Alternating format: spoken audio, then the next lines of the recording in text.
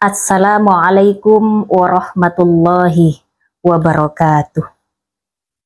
Alhamdulillah, wassalatu wassalamu ala rasulillah wa ala alihi wa sahbihi wa mawalah wa la hawla wa la quwata illa billah. Rabbi srahli sadri wa yassirli amri wahlul 'uqdatam min lisani yafqahu qawli. Subhanaka la ilma lana illa ma 'allamtana innaka antal alimul hakim, amma ba'du.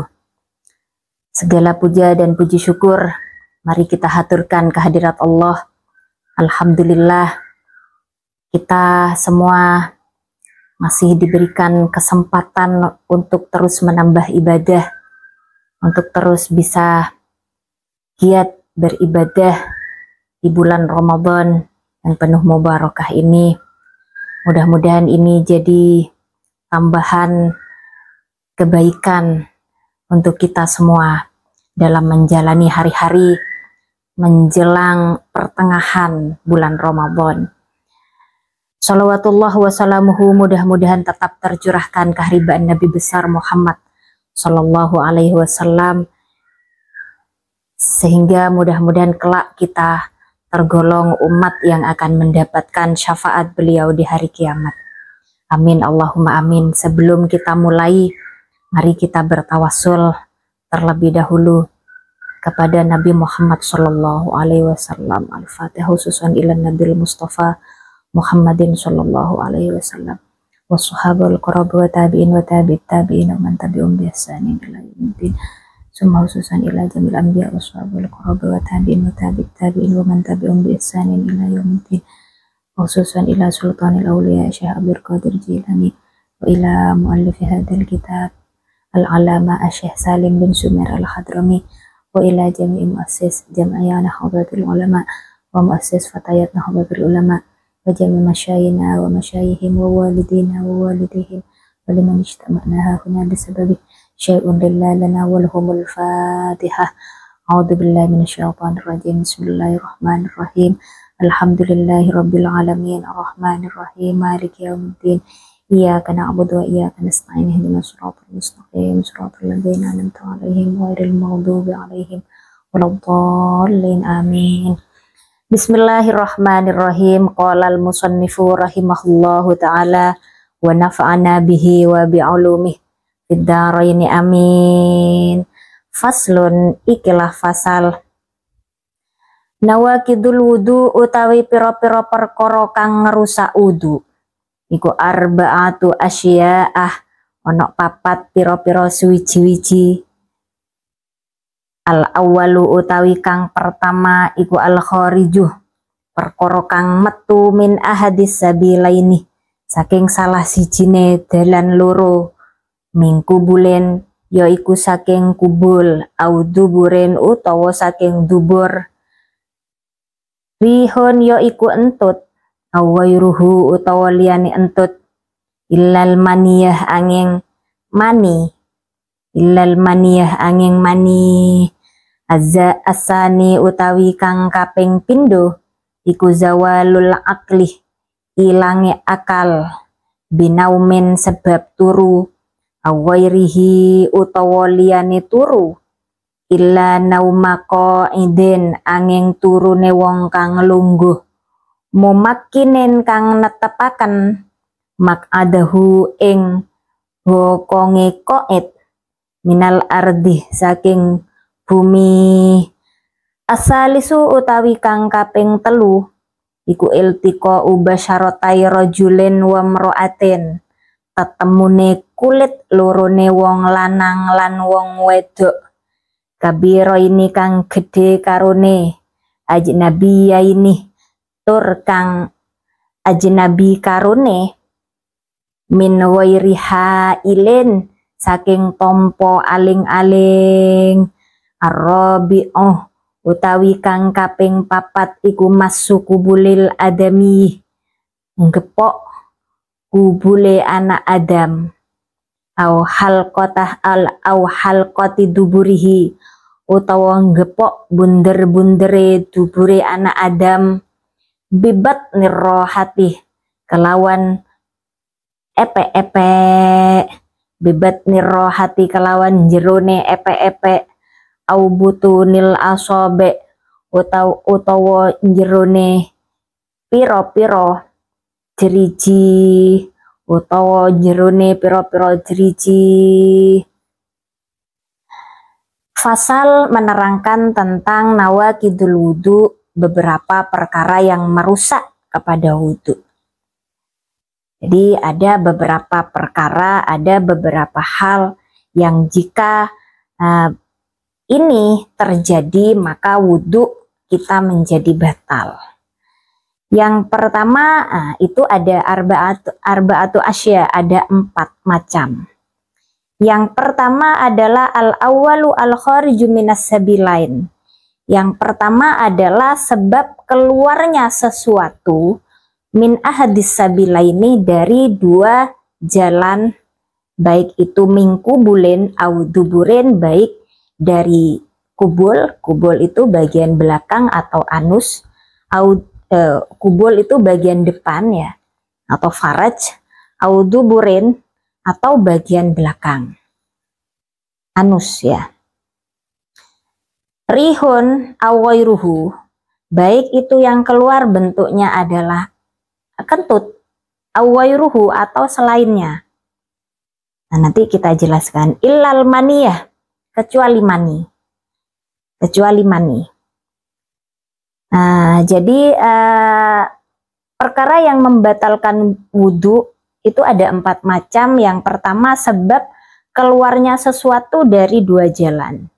Keluarnya sesuatu dari 2 jalan, entah bagian yang jalan depan atau jalan belakang. Nah, baik itu berupa kentut atau yang lain. Selain kentut bisa apa? Ya mungkin bisa gas ya. Atau bisa mungkin teman-teman ketelan sesuatu kemudian keluar ternyata dalam keadaan utuh dari belakang, itu juga membatalkan. Semisal mungkin ketelan biji-bijian apa kemudian keluar ternyata dan keluarnya utuh. Nah, ini nanti ada bahasan lagi di belakang ya. Maka itu juga tetap membatalkan. Atau yang ketelan mungkin kelereng dan kemudian keluar dari belakang, nah itu juga tetap membatalkan. Ataupun yang keluar adalah cacing, nah, kata bahasa Jawanya kremi ya, kremian. Nah, itu. Jadi kremian keluar itu ya batal tetap wudhunya. Dan bahkan mungkin itu keluar kemudian masuk lagi. Jadi keluarnya cuman kepalanya aja nongol-nongol kemudian masuk lagi, tetap wudhunya batal ya. Ilal maniyah, kecuali jika yang keluar itu mani. Nah, bagaimana jika yang keluar itu mani ya? Maka tidak wajib wudhu, namun dia wajib mandi. Catatannya itu yang keluar adalah maninya sendiri, bukan maninya orang lain. Apakah ada keluar maninya orang lain? Ada ya. Jadi contohnya, permisi, mungkin ada laki-laki dengan laki-laki berhubungan, kemudian ya jelas ini hukumnya haram ya. Ini cuman contoh saja. Jadi dia berhubungan tentunya lewat jalan belakang. Kemudian keduanya sama-sama mandi, setelah mandi ini haram ya teman-teman, tentunya sudah jelas ini haram. Nah, karena lain mahram, dia sama-sama laki-laki kemudian dia berhubungan lewat jalan belakang. Setelah mandi keduanya ternyata salah satunya itu dia mengeluarkan mani dari jalan belakang itu tentunya bukan maninya sendiri kan, mani dari lawan jenisnya, lawan mainnya. Lah, ketika dia sudah mandi, maka dia tidak perlu mandi lagi karena itu bukan maninya dia, tetapi itu mani pasangannya. Dia hanya wajib membersihkan dan dia wajib wudhu. Gitu sahabat.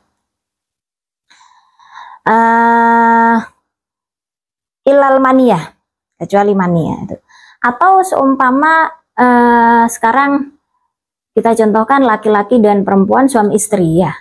Suami istri kemudian dia berhubungan, maaf ya teman-teman, ini saya tidak berniat porno, kita hanya membahas ilmu ya, yang memang harus kita pelajari ya.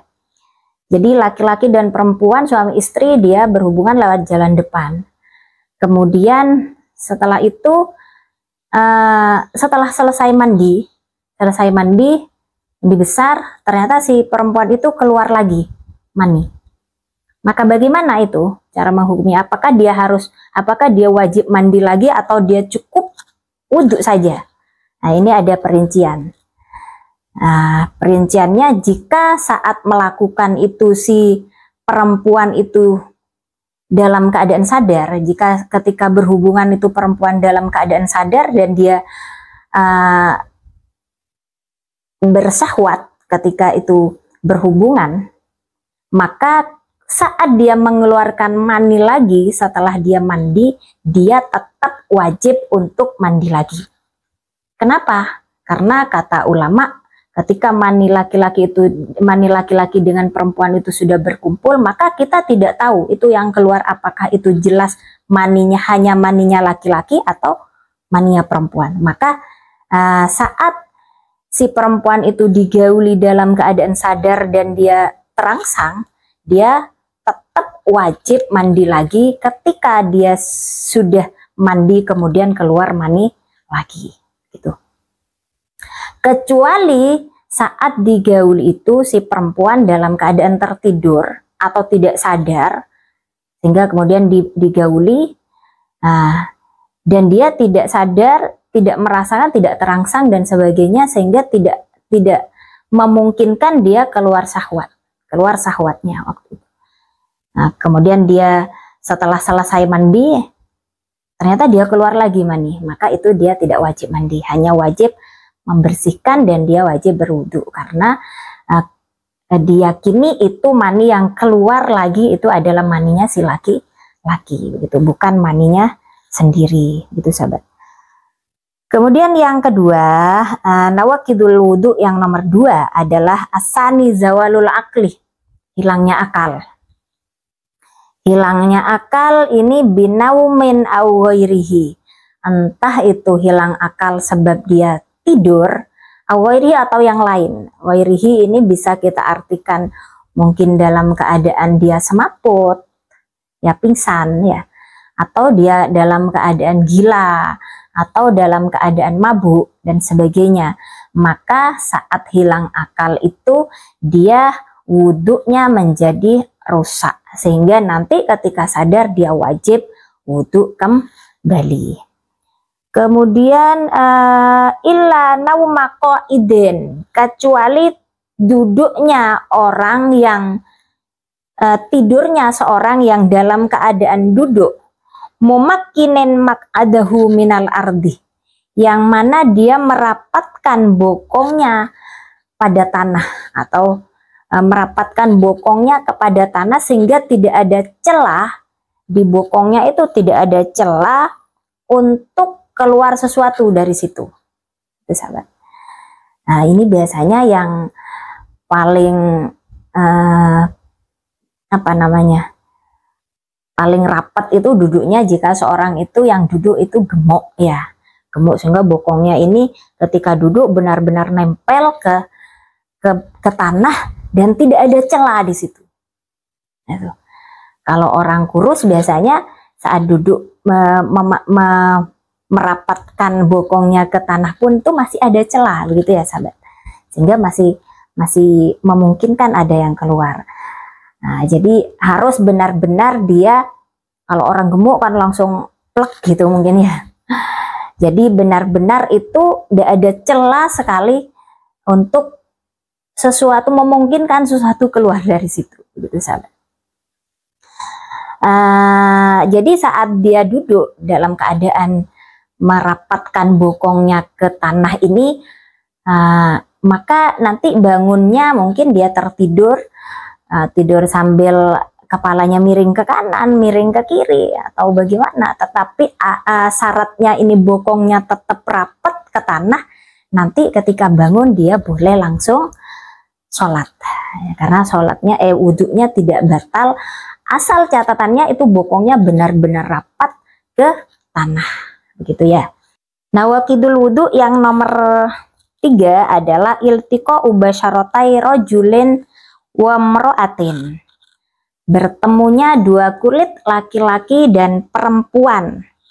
Bertemunya dua kulit laki-laki dan perempuan. Kulit itu mana? Kulit adalah dhahirul jildi, bagian luar dari kulit. Kabiro ini yang keduanya sama-sama dewasa. Sahabat, ukuran dewasa di sini tidak harus balai ya. Jadi yang penting itu laki-laki dan perempuan sudah bisa menggoda, sudah menggoda lawan jenisnya, maka itu dianggap kabir, dianggap dewasa.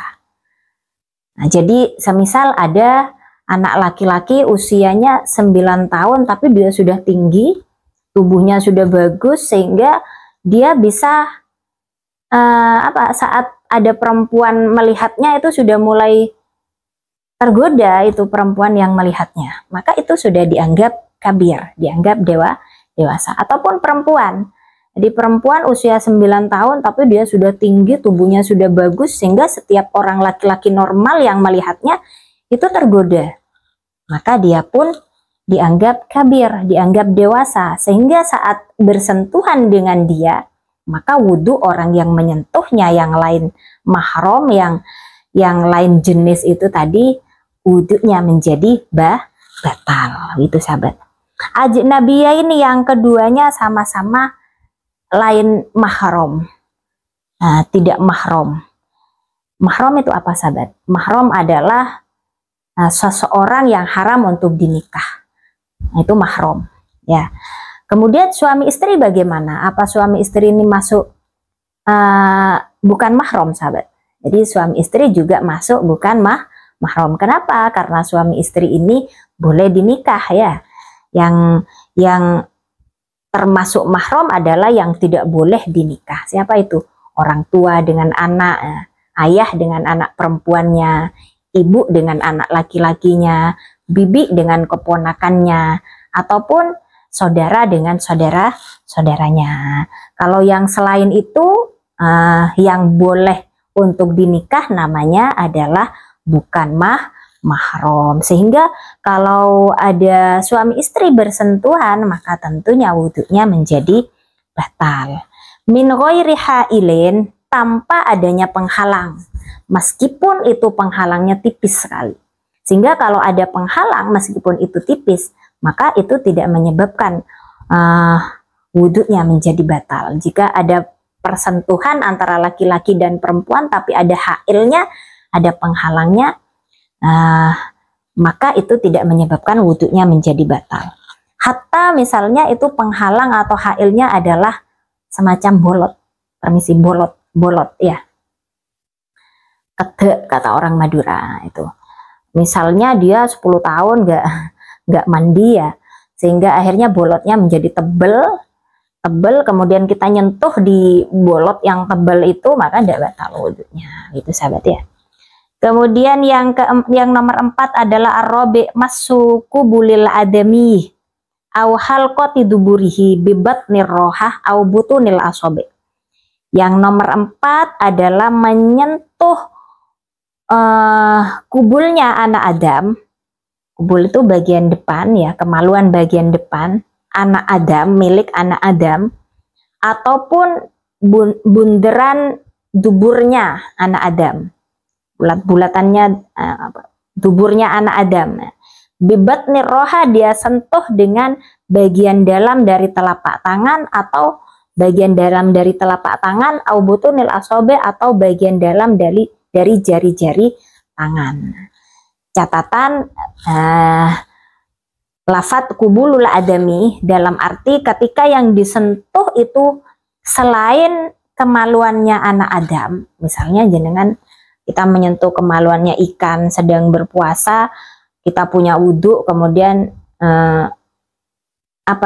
beli ikan ya, ternyata kemaluannya disentuh, apakah itu membatalkan wudhu kita? Tidak ya, karena itu bukan kemaluannya anak Adam. Atau menyentuh kemaluannya kambing, sapi, atau hewan-hewan yang lain, maka itu tidak membatalkan wudhu, karena yang membatalkan wudhu adalah kita menyentuh kemaluannya anak Adam atau bagian dari halqah duburnya. Jadi bulat-bulatannya duburnya itu.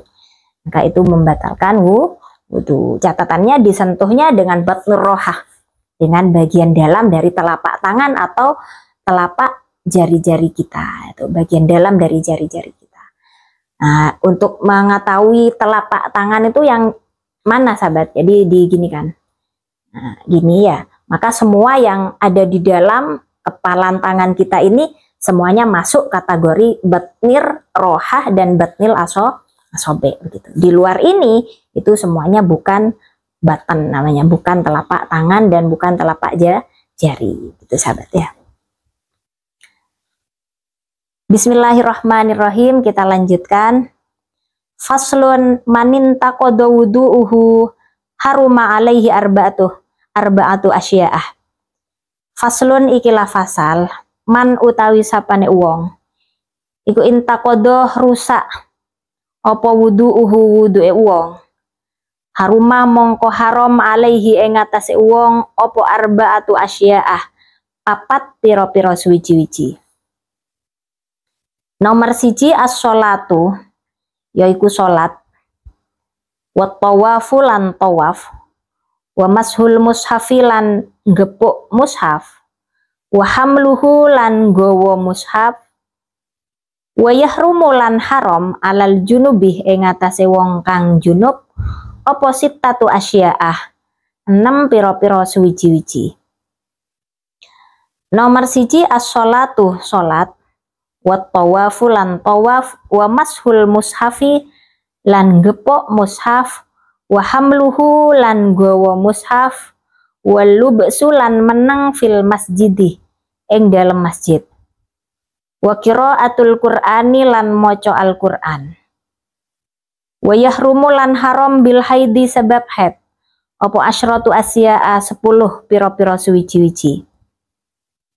Nomor siji as-sholatu yaiku salat, wa tawafu lan tawaf, wa masul mushafi lan gepok mushaf, wa hamluhu lan gowo mushaf, wa lubsu lan meneng fil masjidi ing dalam masjid, wa qiraatul qur'ani lan maca al-Qur'an, wa shaumu lan poso, wa tolaqu lan tolak, wal mururu lan lewat fil masjidi ing dalam masjid in khofat lamun wedi sapa wong talwisahu ing ngotori masjid, wal istimta ulan ngalap seneng bima kelawan barang bainas surroti kang ana ing antarane udel warukbati lan dengkul.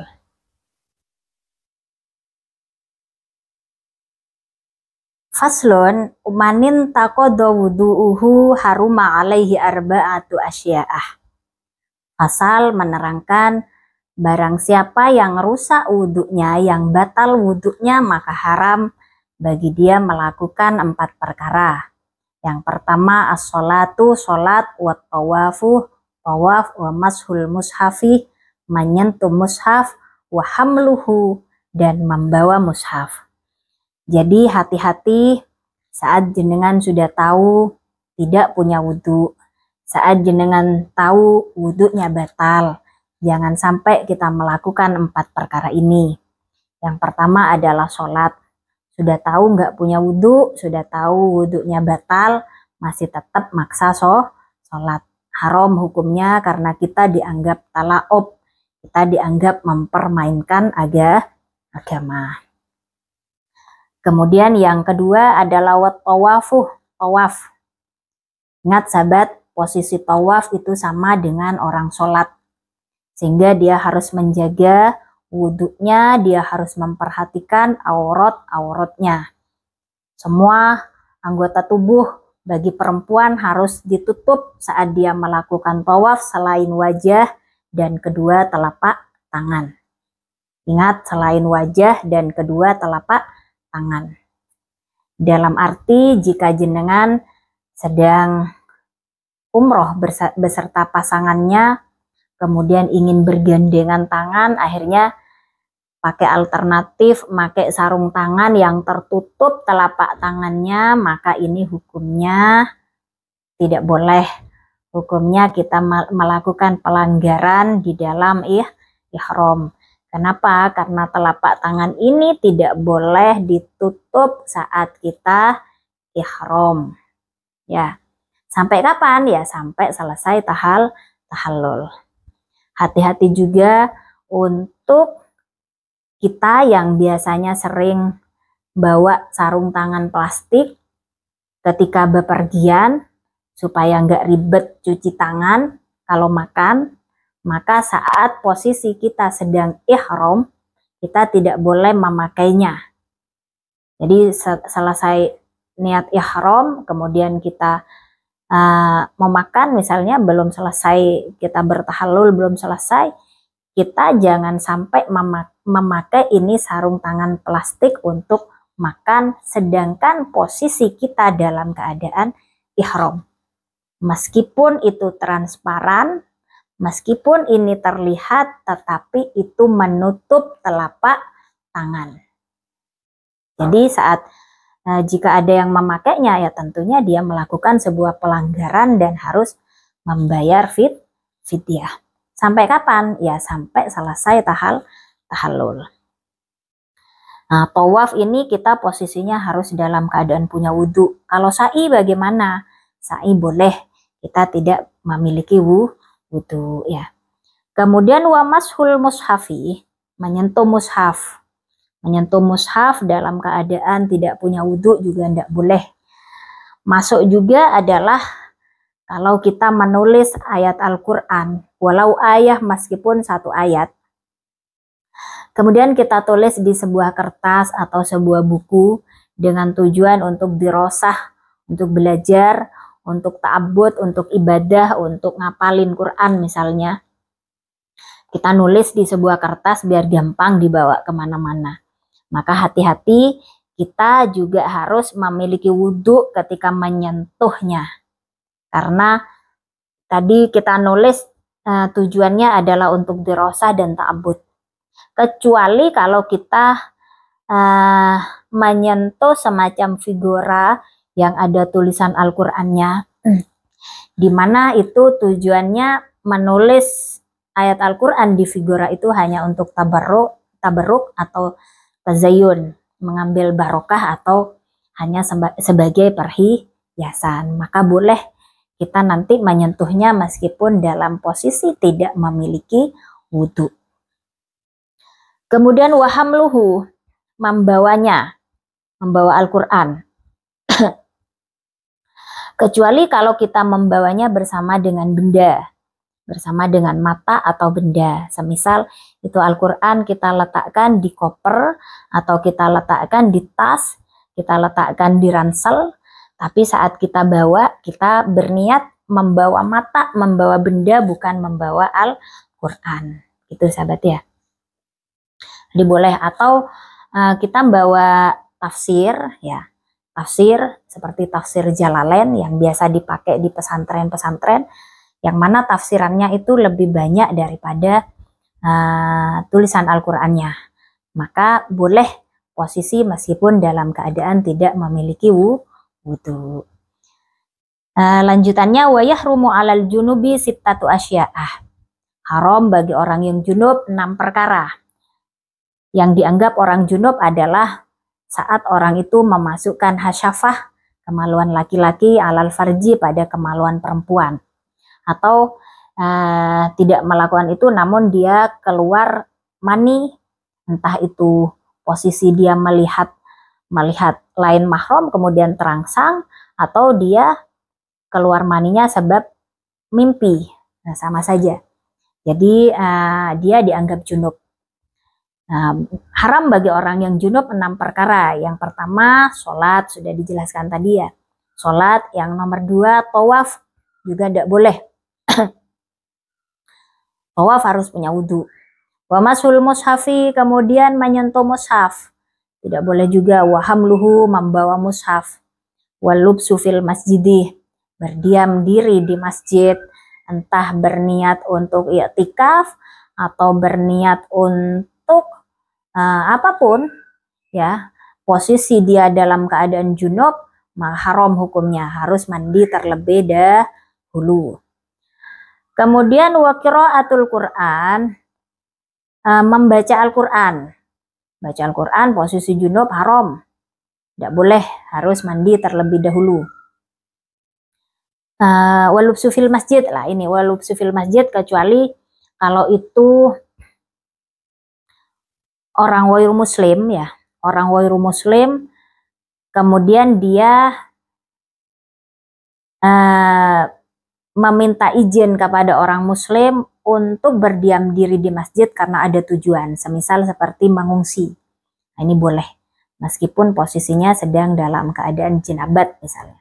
Boleh dengan catatan harus atas izinnya orang muslim. Dan dia menempati itu masjid atau berdiam diri di masjid tadi ada tujuan, yaitu semacam ngungsi atau apapun yang dia butuhkan ya, mencari perlindungan atau apa boleh.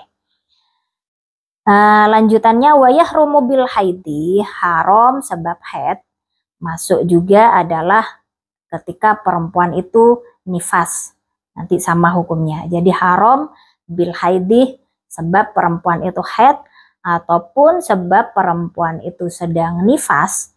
Ada 10 hal yang haram bagi dia. Apa saja? Yang pertama adalah as-sholatu, melakukan sholat. Haid sholat ya tidak boleh, nifas sholat ya nggak boleh ya. Sudah tahu dalam keadaan haid pura-pura sholat ya talaob, itu tadi hukumnya haram, dianggap mempermainkan agama. Wat tawafu, kemudian tawaf juga tidak boleh. Posisi haid maksa untuk tawaf ya tidak boleh sahabat ya. Kemudian wa mashul mushafi, menyentuh mushaf, wa hamluhu, membawa mushaf, wa lubsu fil masjidi, berdiam diri di masjid, wa qiraatul qur'ani, haram juga bagi dia adalah membaca Al-Quran, wa shaumuh, puasa. Mungkin Ramadan cuma 1 kali 1 tahun, sebulan sekali dalam 1 tahun, akhirnya posisi haid dia maksa berpuasa. Tidak boleh sahabat ya, haram, bukannya dapat pahala malah dapat dosa. Wat tolaku, kemudian cerai. Hati-hati ya, posisi perempuan sedang haid, sedang nifas tidak boleh diceraikan. Wal murur fil masjidi, melewati masjid, in khofat talwisahu, jika dia khawatir akan mengotori masjid. Kalau sekarang sudah musim pempes, musim pembalut, maka jika tidak mengkhawatirkan untuk talwis, tidak mengkhawatirkan mengotori masjid, maka boleh perempuan itu melewati masjid kalau ada tujuannya. Tujuannya apa? Semacam jika perempuan itu lewat untuk mengambil jalan pintas misalnya ya. Jadi kalau lewat di luar masjid nanti jauh, kalau lewat dalam masjid nanti lebih dekat, boleh. Atau dia ingin melakukan kegiatan-kegiatan seperti mengaji. Ada pelajaran misalnya yang ada pengajian yang dilakukan di dalam masjid. Boleh bagi perempuan ikut, tapi catatannya tidak boleh talwis, tidak boleh mengotori masjid. Kalau dia khawatir, maka lebih baik dia tidak boleh. Lebih baik, jadi tidak boleh jika memang dia khawatir itu talwis di dalam masjid. Nah, kalau seumpamanya dia yakin tidak talwis, boleh dia mengikuti itu pengajian di dalam masjid. Wal istimta'u bima baina surra war rubbah, kemudian bersenang-senang antara laki dan perempuan di area surrah war rubbah, di area pusar sampai ke lutut istrinya dalam keadaan haid. Tidak boleh. Jadi ketika istrinya sedang haid, maka jauhi area antara surrah dan rubbah. Karena itu mendekati area itu hukumnya adalah haram. Khawatir nanti malah kejadian yang di luar itu ya. Semoga bermanfaat. Saya cukupkan sekian terlebih dahulu. Kita jumpa lain waktu. Wallahul muwaffiq ila aqwamit thoriq. Assalamualaikum warahmatullahi wabarakatuh.